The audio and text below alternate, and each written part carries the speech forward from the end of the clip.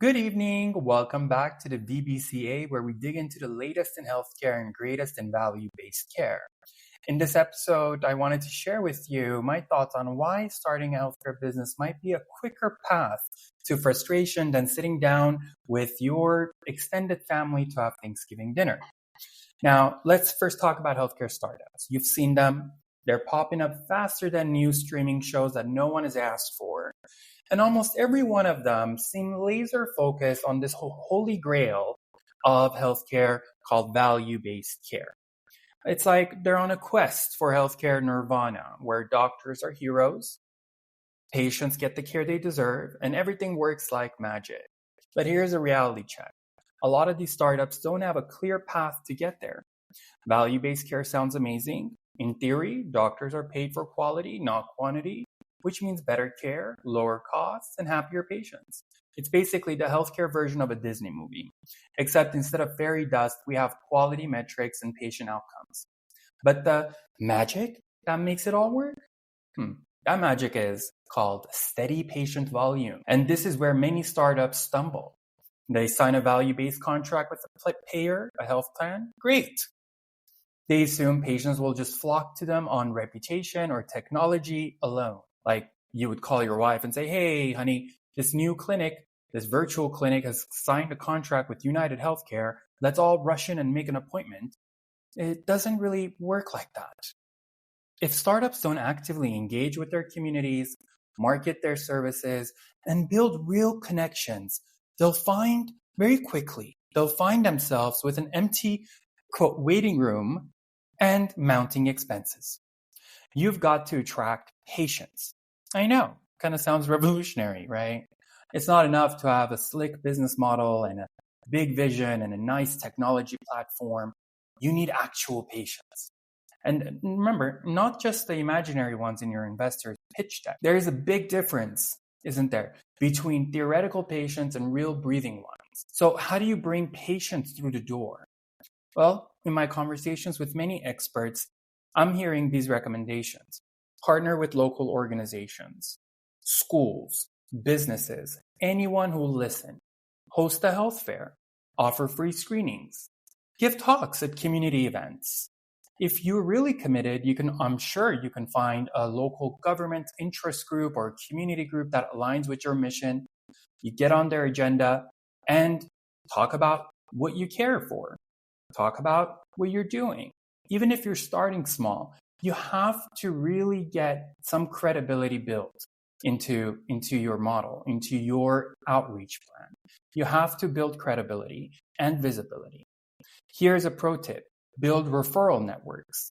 Connect with primary care doctors, specialists, even chiropractors if you need to. Without these connections, your patient base will be as sparse as my interest in the latest TikTok trends. Here's where it gets even more interesting. Startups that are all in on value-based care often overlook something critical: volume thresholds. Yes, payers require a certain patient volume before these contracts can make any sense.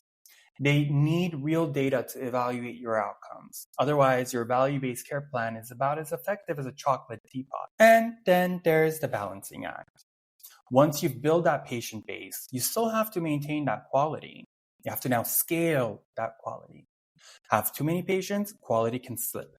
Not enough patients, you won't even meet the threshold. So there's a balancing act. If quality drops, you're back to square one. And no payer or health plan wants that. Not for their members and certainly not for their bottom line. And you certainly don't want that. So what's the takeaway for healthcare startups eyeing those value-based contracts? By all means, pursue them as if you would Pokemon, but with a heavy dose of reality. Start by building a solid patient base, prioritize patient volume and patient acquisition above everything else, and balance that volume with quality. Because value-based care without patients is like a joke without a punchline. And we all know how awkward that would be. Thanks for joining me tonight. Healthcare can be complex, but with the right strategy, we can avoid some of the pitfalls. Until next time, stay informed, stay ambitious, and remember, don't put all your eggs in the value-based basket. Today, we're introducing a new segment we're calling Tough Calls in Healthcare. We asked our listeners to send in their trickiest negotiation dilemmas, and let me tell you, you all delivered. I'll be reading through the cases myself and offering my best advice. For those listening, feel free to play along. Think about what you would do in these situations and let us know on social media or on the comments down below. All right, let's dive into our first case. This is payer reimbursement dilemma. Okay, this one comes from a listener in the Midwest who's dealing with a real payer standoff. They write, "Hi, Alex. I am the CFO of a mid-sized hospital in the Midwest. We're renegotiating our contract with one of our largest payers, and they've offered reimbursement rates that are significantly lower than our competitors. We presented them with data showing our quality outcomes and patient satisfaction scores, but they've been holding firm. We even suggested including value-based care incentives, but nothing seems to move the needle. We're torn between accepting a bad deal or losing a major revenue source. What do you suggest we do?" Ooh, that's a tough spot. Losing a major revenue source is daunting, but accepting low rates could be damaging in the long run. So here's what I suggest. You're right to highlight quality outcomes and patient satisfaction, but consider bringing in a data dashboard or some figures on cost efficiency as well. Sometimes showing that you can deliver both quality and efficiency is the leverage you need. If they still won't budge, it's time to get direct. Ask them how their offer compares to the rates they're paying other providers in your market. Payers sometimes assume you won't walk away from a deal, so challenging them on fairness could make them rethink their position. And if you're truly at an impasse, consider it a phased negotiation. So accept the current offer temporarily with a review period and performance-based bonuses down the road. This way, you're not locked into a bad deal long-term and can use data to reopen discussions with more leverage. And lastly, don't hesitate to bring in a third-party consultant or some kind of objective arbitrator to assess market rates. Payers don't like being called out on unfair rates when there's data to back it up. So stay firm and stay strategic. Case 2, unilateral amendment clause in payer contract. Okay, so next up, we have a primary care group facing a challenging contract clause. They wrote, "Hi, Alex. We're a primary care group negotiating with a major health plan, and they've included a clause allowing them to unilaterally amend the contract within 30 days notice. We're worried that this could lead to unpredictable changes in reimbursement rates or covered services. What's the best way to handle this?" A unilateral amendment clause with just 30 days notice, that's a red flag. It essentially gives the payer control to change the rules whenever they want, which could mean unpredictable swings in revenue or coverage terms. Here's my advice. Push for a mutual amendment clause so that both parties must agree to any changes. This gives you a bit more control and avoids kind of unpleasant surprises. And if the payer won't go for it, then negotiate for a longer notice period, like 90 days instead of 30. Also, build in a mandatory review process, allowing you to raise objections to renegotiate before changes get taken into effect. Another good idea is to introduce caps on certain provisions, like reimbursement rate adjustments to limit financial impact. Also, ensure there is a termination clause that lets you exit the contract if changes become financially harmful. That way, you have a safety net if things turn for the worse. And if still are having an issue, you can propose to allow for these unilateral changes to take place only to comply with law and nothing else. So essentially, any kind of materially impactful change would not be done unilaterally. You would have to have a mutual agreement, unless it's a condition or a circumstance that the health plan has to comply with law, in which case, you can agree for that unilateral provision to take control. All right, here's one from a rural hospital. They're dealing with a pay-for-performance push. They wrote, "Hi, Alex. I manage a rural hospital and we're negotiating a new contract with one of our payers. They're pushing for a pay-for-performance model. but we're worried about meeting those metrics in our resource-limited setting. How can we negotiate a fair deal that takes our constraints into account, they ask. Okay. This is especially relevant for rural hospitals. Pay-for-performance models can be beneficial, but they need to be realistic, right? You first need to get paid for existence before you're paid for performance. So first, negotiate for adjusted quality metrics that reflect the unique challenges of a rural setting, like staffing shortages and geographic barriers. Make sure you work that into the contract. They need you as a rural hospital, so do not get pushed over. Also, consider a phased implementation. This gives your hospital time that you need to make adjustments before committing to the full metrics. Another suggestion is to request financial support from the payer. Ask them to pay you upfront for certain implementation to get on a path to value. Path to value is a great phrase you could use, saying you don't want to be there yet, but you're going to play ball, and ask for them to give you upfront implementation funding. If they want you to meet certain quality standards, they should provide resources such as funding for telemedicine or quality improvement programs, any number of things you feel like you need. And finally, propose a shared savings model. Okay? If you can reduce costs while maintaining high quality care, both you and the payer should benefit, not just the payer, right? This way, it's a true partnership with shared rewards. I hope that helps you. Our last case today comes from someone on the payer side pushing for bundle payment rates or bundle payment models. Hi, Alex. I work for a national health insurance plan, and we're pushing for more bundle payments in our negotiations with providers. However, many hospitals are pushing back, arguing that bundle payments put too much risk on them, especially for complex cases. How can we create a win-win arrangement? Oh, great question. Bundle payments can, of course, help control costs, but hospitals are right to be cautious about the risk, right? To balance things out, start with risk adjustment. Ensure your models are adjusted for high complexity cases so hospitals don't feel penalized for taking on more challenging patients. Also offer stop loss provisions. I've seen that work well. So offer a stop loss provision that caps the hospital's financial risk in extreme cases where costs far exceed the bundle payment amount. This should keep the financial burden reasonable for hospitals. Don't forget, if you have any opportunity to extend shared savings to the hospital would be presumably happy to hear that. If a hospital manages to cut these costs while maintaining quality, they definitely should get a share of the savings, right? This aligns their incentives with your goals.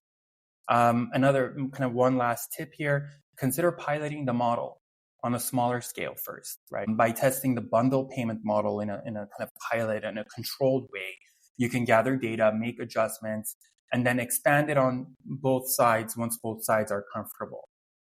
I hope that was helpful, guys. And remember, if you're dealing with a tricky payer contract negotiation or any contracting dilemma, send them our way. Would love to tackle them on the show, and it would help more people than you might realize.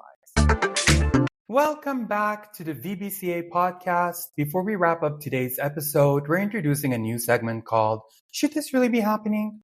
Where we highlight some of the most bizarre, frustrating, and most unbelievable interactions in the healthcare world. These are stories that make you scratch your head and ask, seriously? Love this segment, Alex. The healthcare system is full of amazing people, but sometimes the processes are broken. And it feels like a scary movie. And today we've got a few of them to discuss. So are we ready for the first one? I'm so ready. All right, let's go. So the first one here is we're calling the baby with a $18,000 nap. Imagine this. You're on a vacation in San Francisco for whichever reason, and your 8-month-old baby is sitting on a hotel bed and then falls off it. No blood, no obvious injury, but the baby's crying a lot and you're worried. So naturally, you take the baby to the hospital to be safe, as you should. After they check him out and kind of do the vitals and see what's going on with the kid, they say he's totally fine. And you're happy. All you have to do is just give him some formula and the baby takes a brief nap. That seems harmless, right? To me, that no big deal so far. I mean, sounds like a good afternoon to me. Some nap, some baby formula. Well, Well, now 2 years later, the parents get a bill. Wait for it. A bill for $18,836 to be exact. 2 Most of years it was later. 2 years later, you get a bill. Okay. And most of it was for a trauma response fee. And I'm going to put that in quotations because that's what it was. The trauma response fee, as the hospital called it. And that fee itself was $15,666. Even though the baby wasn't actually treated for trauma because there was no trauma. He napped, had a bottle of formula, and was fine. Can you believe that? That's outrageous. They charge nearly $16,000, if I'm hearing you right, just because they may have needed a trauma team, but they didn't need one. Definitely not. I see why this is called Should This Really Be Happening? Definitely not. The hospital eventually waived the fee, but only after parents went through the stress of fighting that bill. It's a perfect example of how arbitrary these trauma fees can be, and they're more widespread than you'd imagine. So the takeaway from this is fight the bills you get. It's a lot of work, but I think, it's the only course of action. So how about story 2? Are you ready for this? So story 2 is the non-emergency emergency. A woman felt severe pain in her lower abdomen, so she was worried that she had appendicitis. As you know, that can be life-threatening if you don't immediately get care for it, right? So she rushed to the emergency room, and they let her know, actually, you don't have appendicitis, you're having pain from your ovarian cysts, which she didn't know she had. So that must have given her some room to breathe, right? She avoided an emergency surgery? Not exactly. So the insurer stated that because her emergency ended up not being an emergency, after they, gave her the diagnosis, they denied her claims, and she ended up with a $12,000 bill. Wow. So she has all the symptoms of an emergency, but because she can't diagnose herself and is trying to be safe, so goes in the ER, which is what you're advised to do, right? She ends up with a huge bill. It's very stressful to think about because you want to make the best choice for your health. But then if there's going to be concerns that, well, this is the standard practice and it might be a nothing burger that I'm going to pay, $10,000 for, is it worth it? So next one is a real head scratcher. Good thing I have a lot of room to scratch. Life-saving treatment apparently not necessary. Deidre O'Reilly's son had a life-threatening allergic reaction and was rushed to the emergency room. Doctors saved him with epinephrine and steroids, but the family's insurance company denied the claim. Wait, but it was an emergency treatment and they denied the claim? How could they justify that? Well, they claimed that the treatment wasn't medically necessary. I mean, how is saving someone from an allergic reaction not medically necessary? And to make it even more ridiculous, Deidre is a physician herself. She knows exactly what her son needed. That is unbelievable.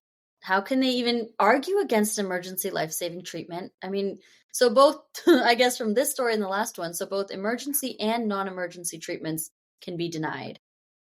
That's extremely frustrating. It really is the kind of denial that makes you wonder if they're even reading the charts. Well, insurance is processing these claims. She's still fighting the bill. We send her thoughts and prayers. But the appeal process has been a nightmare, is what she's reporting. Understandable. So this should really not be happening. Story 4. The algorithm that denies everything. Oh, that sounds fun. So this last one is both absurd and kind of scary. A major insurer, Cigna, was found using an automated system called PXDX that allowed medical reviewers to process, get this, 50 patient charts in 10 seconds. 50 charts in 10 seconds? That's some very fast processing. So I would love to see the error rate. No, you're not wrong. Patients were getting denied for basic things like asthma inhalers, heart medications. It was all about speed, not actual medical need.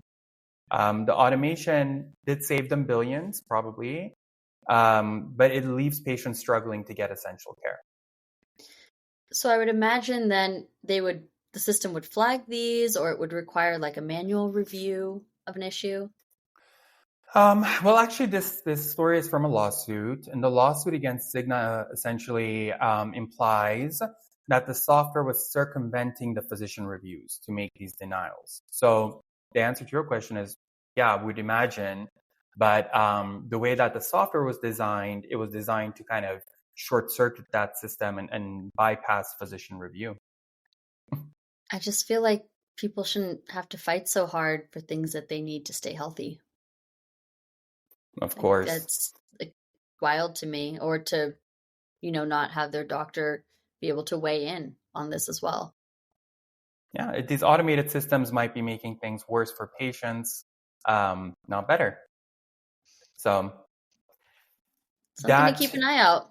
that's Yeah. something to watch. Well, that wraps up another edition of Should This Really Be Happening? And as frustrating and absurd as these stories are, they remind us why we need to keep pushing for change in the healthcare system, right? And if any of you have your own ridiculous stories, we want to hear them. Yes, send us your stories. Maybe your crazy healthcare experience will make it to our next segment. You can find us on social media or email us at stories@vbcapod.com. And remember, if something makes you go, should this really be happening? It probably shouldn't. So true, Alex. Thank you for tuning in, everyone, and we will see you next time for more healthcare madness. Absolutely.